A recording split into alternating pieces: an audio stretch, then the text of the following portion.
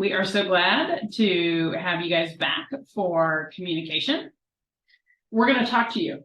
That's part of communication. The other part, listen, yes. and our body language. Yeah, we're not Ursula. We're not good at body language.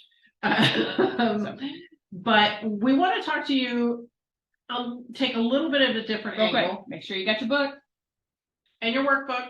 And of course, pen, paper, or something to take notes. Remember that you can always pause the videos. You can come back to the videos. This is your resource. So create, write in the margins if you need to. There's sections at the back of every chapter for you to write, branch out ideas. This is really designed as the beginning of a living document for you. Yeah.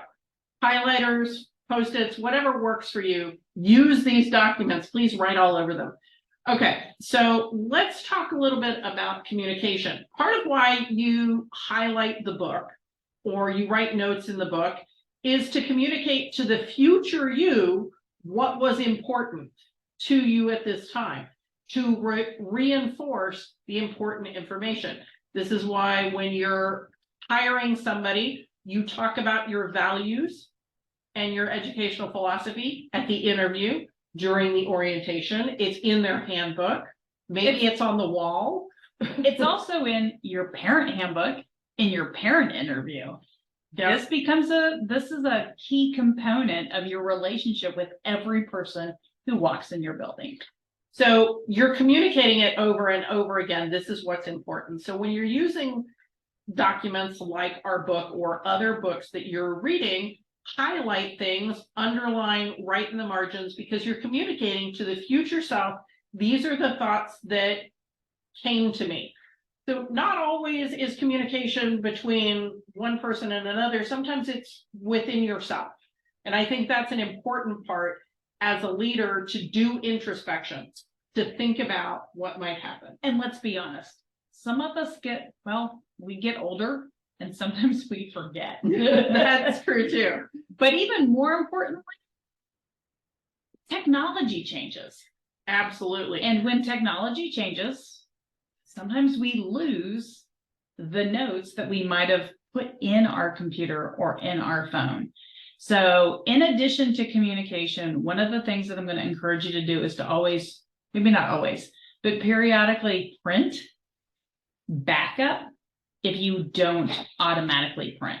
Because there's a lot of people who create the standard operating procedure guidelines that Carrie and I talk about later in the course, that you should be using literally probably in every one of the sections of the course. But I've seen people never actually physically print them. They'll just send links to students or to new staff or links to new parents. And there's never really a printed document.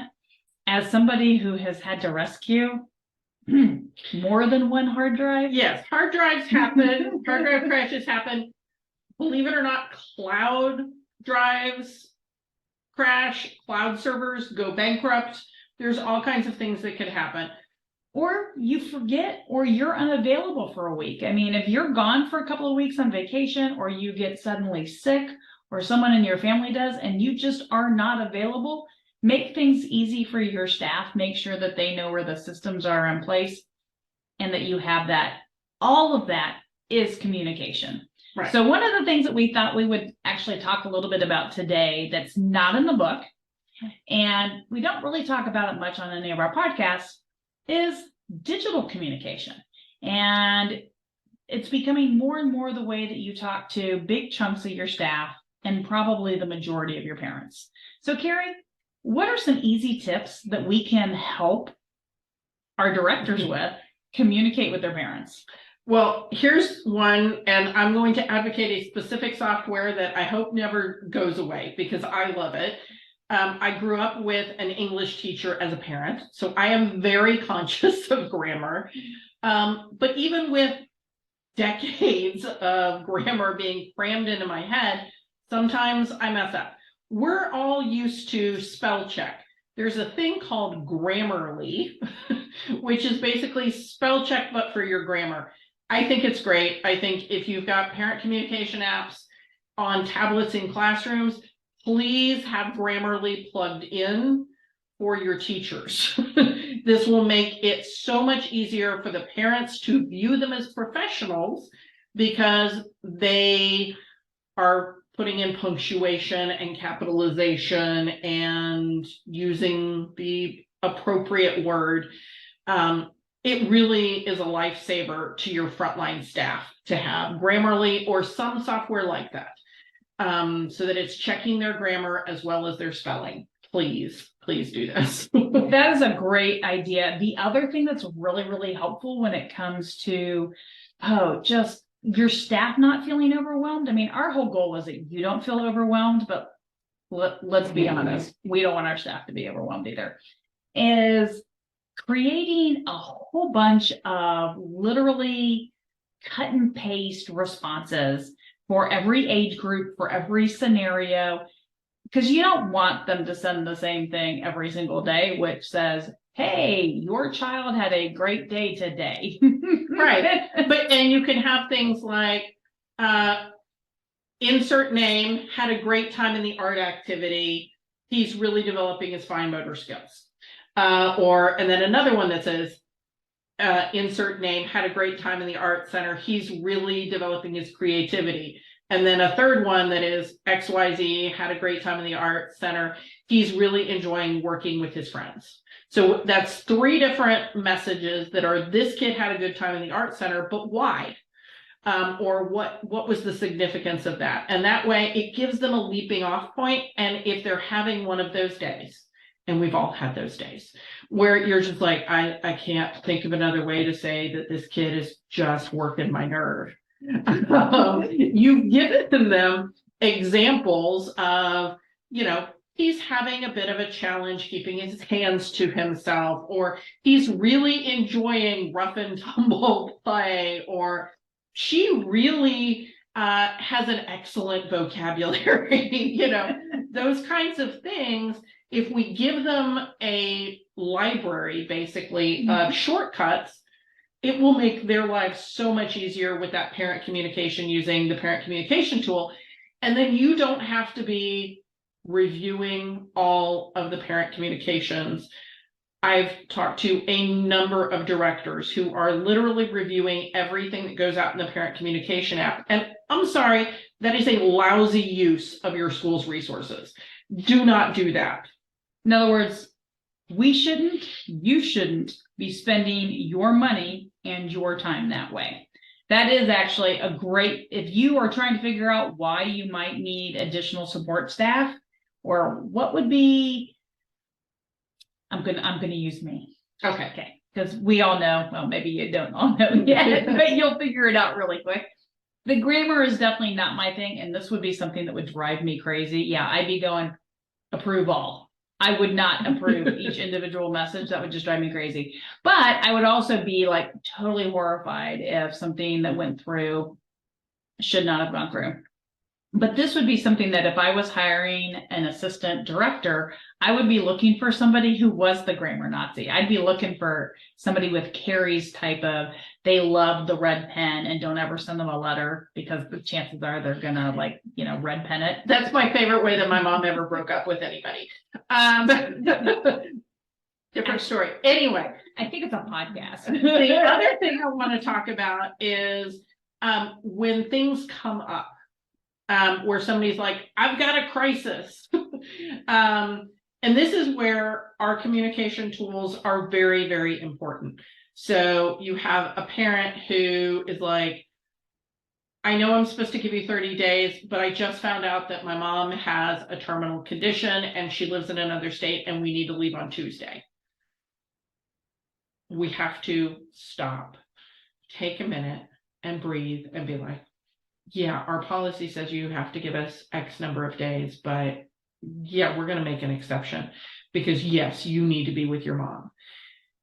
When that happens and we've taken the 5 minutes and we've listened very carefully to what they had to say and we've offered some empathy and we have waived our standard policy for this one specific situation, we have to take that another step. And we have to communicate to the future why we did what we did, and how we'll make a determination if we need to waive it again.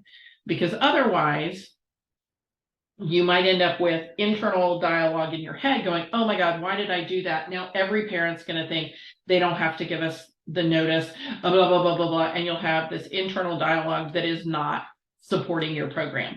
But if you take the moment after that parent leaves and you've recollected yourself to write a standard operating procedure saying, if a family member has a close family member who has a terminal diagnosis, and so they want to leave the program without proper notice, we will allow it in this type of situation.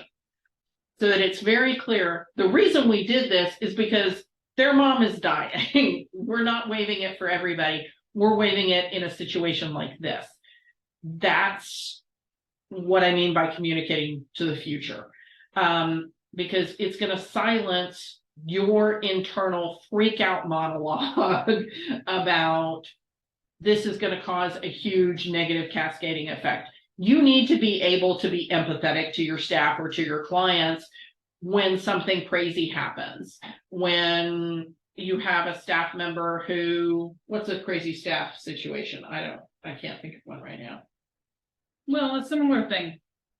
They're gonna military PCS deployment, and all of a sudden, literally in less than 6 weeks, they have to move halfway across the country, and that's everything. So, that's houses, that's everything. So they may not have time or have the ability to keep a child necessarily in a program for 30 days. Right. Because they may have to be in the new location within the next 2 weeks. Yeah. And if that was the staff, what if their spouse was being deployed and they had been working for you part-time, but now they're going to need full-time hours because their spouse is going to be gone. Yeah. Or maybe they were working full-time and now they need to be part-time because they're having to do both parts of parenting their 6 children. So those kinds of things, when that happens, Or they have to move across the country in 4 weeks and they Right. have to pack a house. so all of those are, types of examples that have happened in programs that we've had.